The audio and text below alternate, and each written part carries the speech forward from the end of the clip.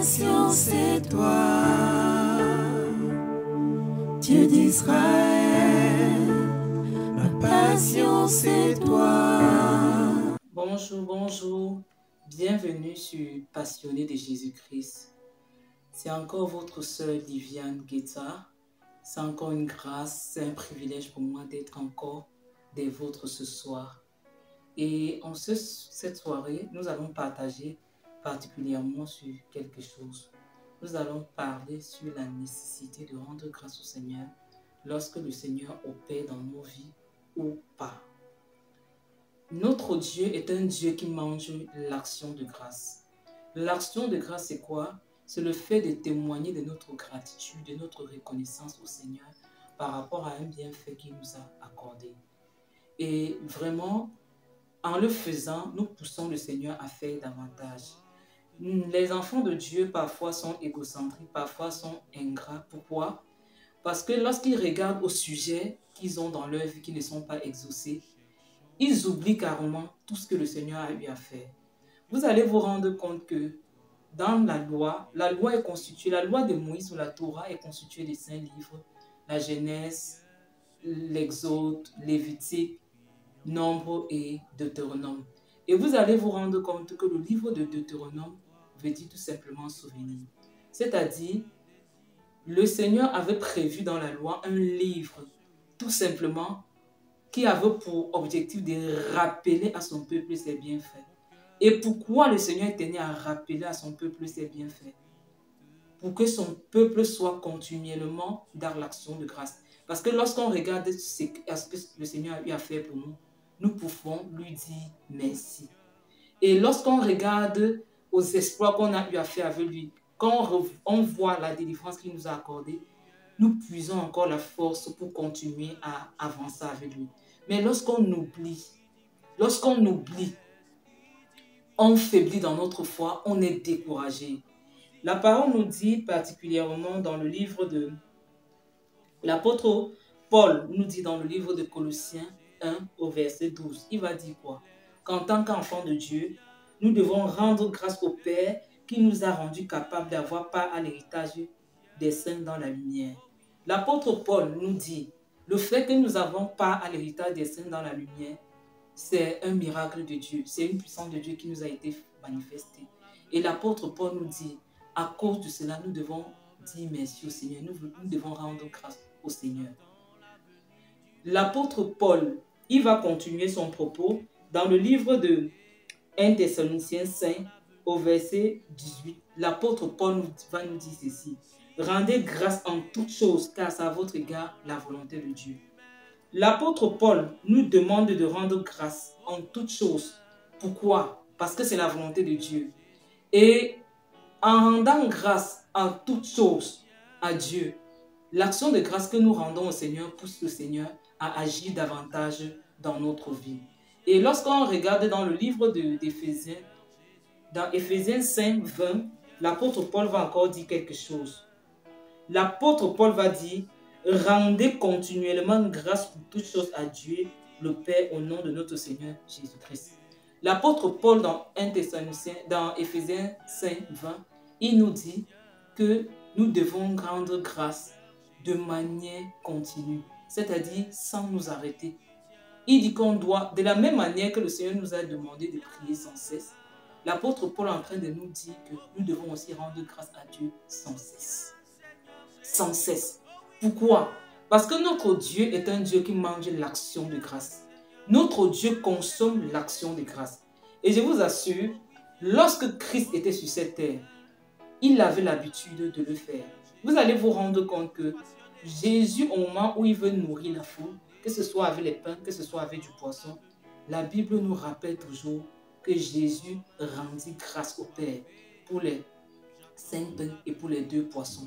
Et pendant que le Seigneur était en train de rendre grâce au Père, le Père multipliait. Le Père multipliait. Ceci nous dit que l'action de grâce pousse le Seigneur à multiplier ses grâces dans nos vies, à multiplier ses grâces dans nos vies. Par contre, l'ingratitude ne pousse pas le Seigneur à agir. L'ingratitude pousse le Seigneur à s'arrêter. Et la parole nous dit également que lorsque Lazare est mort, lorsque Jésus est arrivé, il a dit quelque chose. Il a dit, Père, je te loue de ce que tu m'exauces toujours. Donc, dans son intimité avec le Seigneur, Jésus avait compris que le Père mange l'action de grâce. Et voilà pourquoi, devant n'importe quelle situation, il pouvait rendre grâce au Père. Et la Bible dit que lui et le Père, ils étaient un. Il ne faisait rien sans se souvenir du Père. Il ne faisait rien sans appeler le Père comme le centre. Et la Bible dit dans le livre de Jean 14, 6 que Jésus est le chemin, il est la vérité, il est la vie. Donc il nous a montré le modèle de fils que Dieu veut, le modèle de fils que Dieu veut. C'est-à-dire ce genre de fils, ce genre de fille qui lui dit merci, que ce soit dans des bons, que ce soit dans des mauvais moments. Nous, on a l'habitude de dire merci au Seigneur que lorsque tout va bien. Mais lorsque rien ne va, nous oublions que nous devons également lui dire merci. Bien-aimé, la parole nous parle de la femme cananéenne. Et l'histoire de cette femme m'a toujours marqué. Et vous savez pourquoi? La Bible dit que cette femme est allée voir le Seigneur pour se plaindre que son enfant est malade. Le Seigneur lui a carrément dit qu'on ne donne pas le pain des enfants aux chiens. Cette femme pouvait dire, cananéenne de son état, elle pouvait dire, mais c'est quel Seigneur, c'est quel Sauveur ça? Mais elle est descendue plus bas. Elle s'est humiliée dans la présence du Seigneur. Elle a dit, oui, je sais que je ne suis pas juif. Parce que le salut, lorsque le Seigneur est venu, il est venu premièrement pour les Juifs. Je sais que je suis une chienne, c'est-à-dire je fais partie des nations païennes.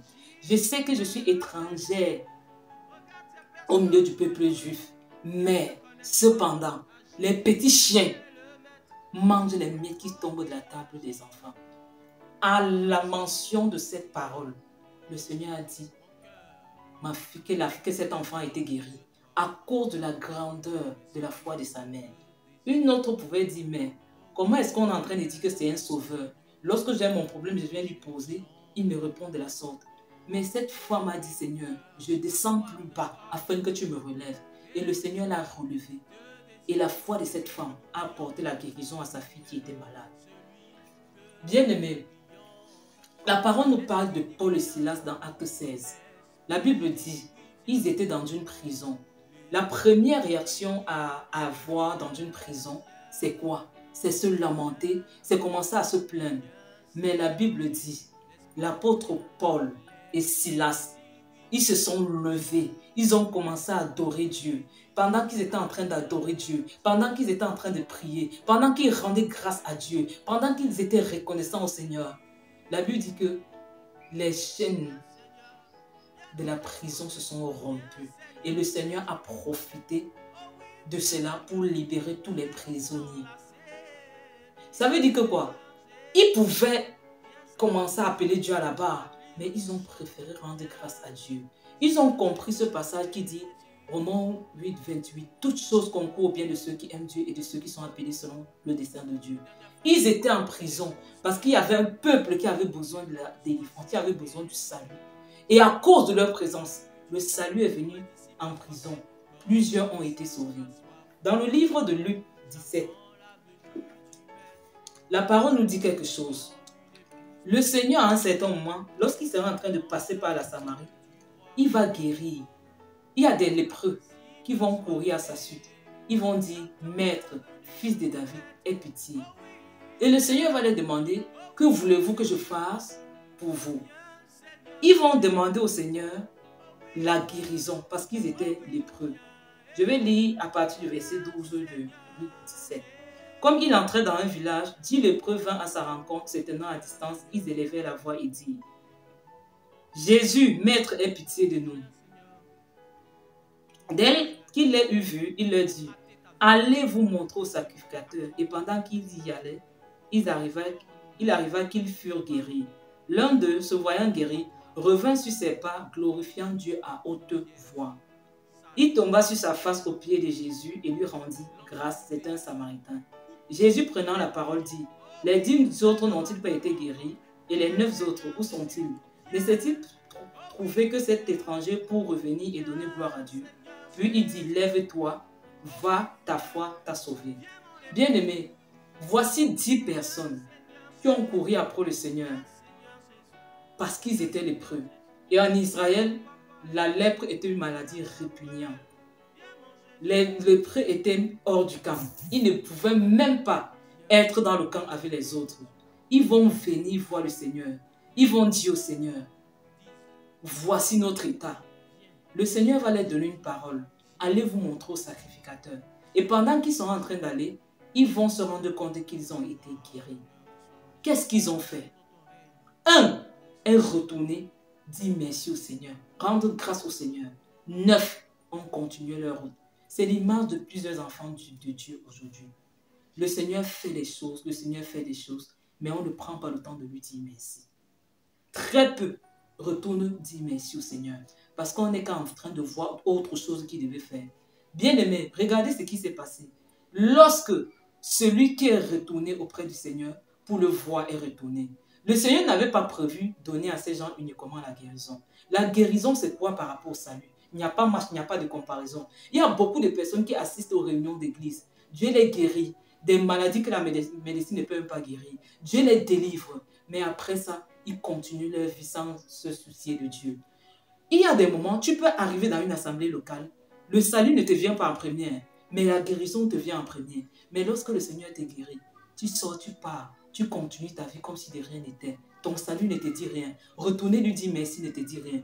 Or, Jésus, dans sa souveraineté, avait prévu non seulement les donner le salut, non seulement les donner la guérison, les purifier de la lèpre, mais le Seigneur n'avait pas prévu seulement les donner la guérison physique.